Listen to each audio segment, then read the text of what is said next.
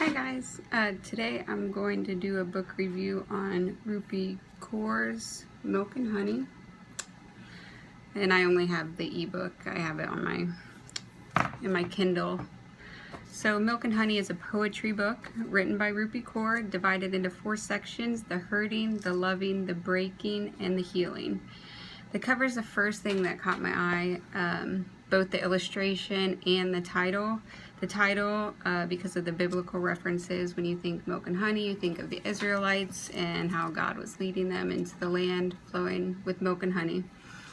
I don't believe that she used that title because of a biblical reference, but I still was drawn to it because of that. And how it speaks of God's provision and symbolizes our basic need for solid food. Again, I'm in no way saying this book title is relating to something deep and spiritual on that level. Just what it meant to me. I love her words, her illustrations. She's a beautiful artist, poet, and she has the ability, which I love in poetry, to bleed onto the pages.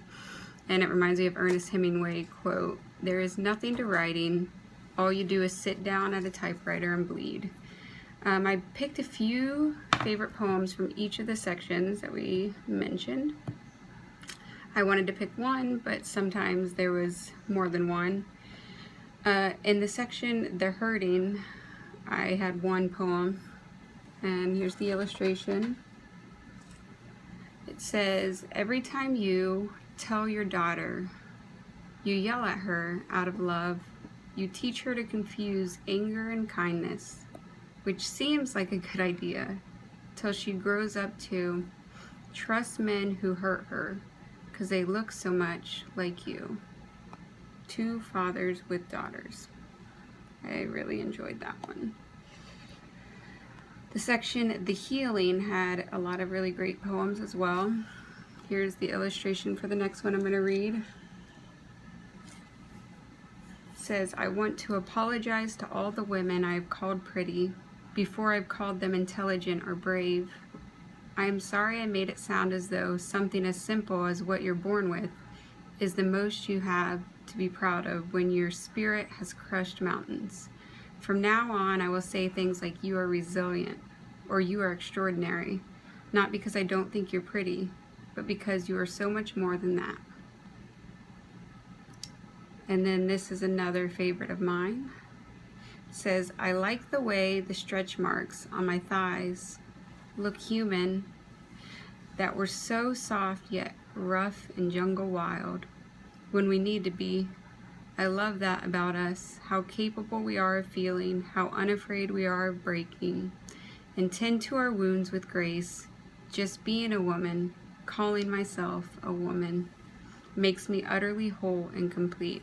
And the illustrations on this is a bunch of women, different hairstyles. This is also from The Healing. It says, "Other women's bodies are not our battlegrounds," which is so true. We need to stand up for each other as women. The Breaking, I had one poem from here, and this is one of my favorite poems of hers as well. So there's the little broken pieces. It says, "I don't know what living a balanced life feels like. When I am sad, I don't cry, I pour. When I am happy, I don't smile, I glow. When I am angry, I don't yell, I burn. The good thing about feeling extremes is, when I love, I give them wings. But perhaps that isn't such a good thing, 'cause they always tend to leave, and you should see me when my heart is broken. I don't grieve, I shatter." And then from The Loving, I have one poem. It says, illustration. Not all of the pages have illustrations, just the ones that I picked do. "I do not want to have you to fill the empty parts of me. I want to be so complete I could light a whole city. And then I want to have you, 'cause the two of us combined could set it on fire." And those are the poems that I picked. If you enjoyed these poems, please go out and buy this book. she is an artist, and I mean, as any writer is, and I think that she deserves that. I love poetry. I want to know your favorite poetry books, authors, or if you have a book you have read or are currently reading and like me to review, please comment. I've read a lot of books recently. Ones I strongly disliked, I call them 1-star books, and I felt like that was generous for some of them. I would say the rut on this YouTube page that's contributed to my absence has been all the 1-star books.